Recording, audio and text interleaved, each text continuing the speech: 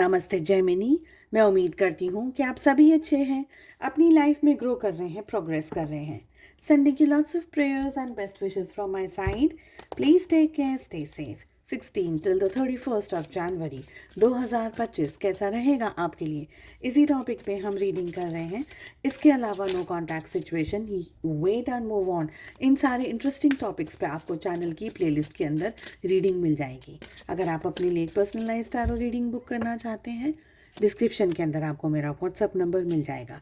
किस एनर्जी में सबसे ज़्यादा रहने की ज़रूरत है, ये टाइम पीरियड आपके लिए लेकर के आ रहा है बहुत ही स्ट्रॉन्ग अवेयरनेस। कुछ ऐसी बातों को आप समझ रहे हैं, कुछ ऐसी चीज़ों को आप और भी डीपर लेवल पर अंडरस्टैंड करें जो अब तक शायद आप नहीं समझ पा रहे थे। ये टाइम पीरियड आपकी लाइफ में मैच्योरिटी लेकर के आ रहा है। कोई ऐसी सिचुएशन के अंदर अगर आप स्टक हैं, नहीं समझ पा रहे आगे कैसे बढ़ा जाए, आगे क्या किया जाए, आपको बहुत ही कंफर्टेबली रिलैक्स होने की ज़रूरत है। शांति से बैठिए, मन लगा करके बैठिए, कोई एक ऐसी जगह पर जहाँ पर आपको कोई डिस्टर्ब ना करे। सारी चीज़ों को अपने सामने लेकर के आइए। सबसे पहले तो अपनी ब्रीदिंग को नॉर्मल करना है आपको, और जो भी इश्यूज़ हैं, जो भी प्रॉब्लम्स हैं, उनको एक एक करके अपने सामने लेकर के आना है विद दिस ट्रस्ट कि आपको आपके क्वेश्चन के आंसर्स बहुत ही आसानी तरीके से और बहुत ही ईजी तरीके से समझ आ जाएंगे और यूनिवर्स आपको बता देंगे। तो ये एक चीज़ आपको करनी है। धीरे धीरे चीज़ों को और भी इन डेप्थ में आप समझ पाएंगे। इस समय आपका जो सबसे बड़ा हथियार है, जो सबसे बड़ा टूल है ना, वो आपका फेथ है खुद पर और अपना फेथ डिवाइन पर। ये टाइम पीरियड में आप जिस भी सिचुएशन में स्टक हैं, आपको आंख बंद करके शांति से अपने सारे थॉट्स को नॉर्मलाइज करना है, एकाग्रत करना है अपने आप को, अपने विचारों को, अपने ख्यालों को। हो सकता है तो मेडिटेशन करें, और अगर नहीं हो सकता है तो बस नॉर्मल ब्रीदिंग एक्सरसाइज करते चले जाइए।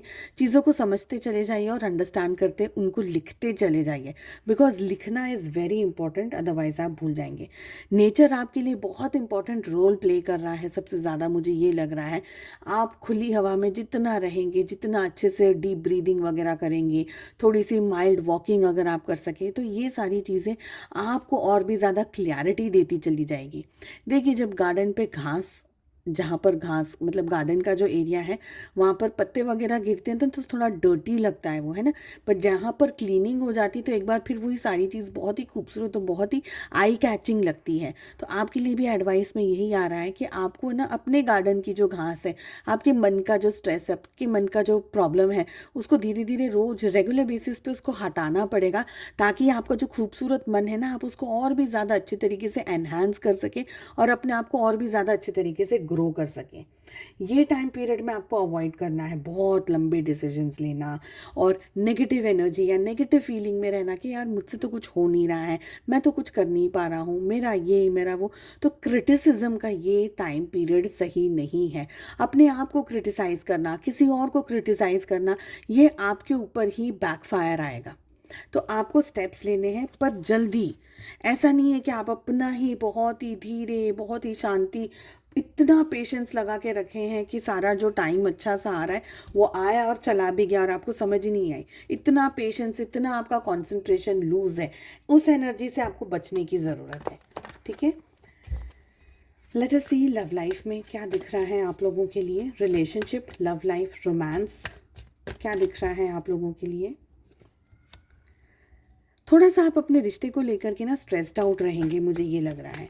क्लैरिटी आपको चाहिए, बहुत सारी बातों को लेकर के आप बहुत सारा सोच रहे हैं।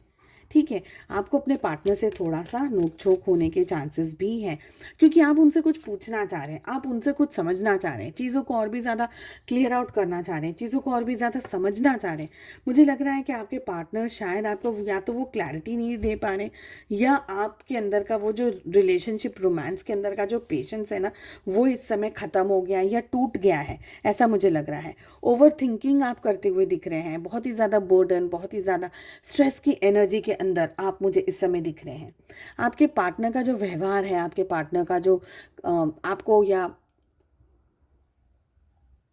रिश्ते को हैंडल करने का जो तरीका है, वो थोड़ा सा क्वेश्चनिंग हो सकता है। आपको लग सकता है कि पता नहीं वो क्यों ऐसा कर रहे हैं आपके पार्टनर, और आप अपने क्वेश्चन का आंसर ढूंढने के लिए उनको बार बार अप्रोच कर रहे हैं, या उनके साथ में बार बार चीज़ों को बैलेंस कर रहे हैं, या बार बार उनसे बात करने की कोशिश करें, जिससे हो सकता है कि आपके पार्टनर इरिटेट हो जाए। इस समय आपको डिवाइन पर ट्रस्ट रख करके इस जर्नी को अपने डिवाइन पर, अपने ईश्वर पर छोड़ करके अपनी प्योर पायस खूबसूरत एनर्जी के अंदर फोकस करने की ज़रूरत है।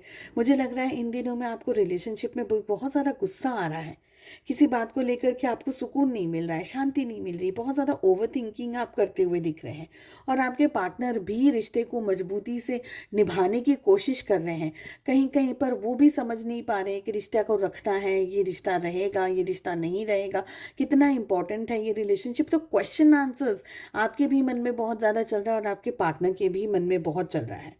आपके पर्सन हो सकता है पैसे को लेकर के इस समय किसी तंगी से गुजर रहे हो, या अपने पैसे को बहुत ज़्यादा पकड़ने की कोशिश कर रहे हैं, रिलेशनशिप में मनी को संभालने की कोशिश कर रहे हैं, अपने बैंक बैलेंस को बनाने की कोशिश कर रहे हैं, जिसकी वजह से आपको लग रहा है कि अब जो होगा देखी जाएगी, मुझे इतना टाइम नहीं है, मुझ में इतनी एनर्जी नहीं है कि मैं इस रिलेशनशिप के ऊपर वेस्ट कर सकूं।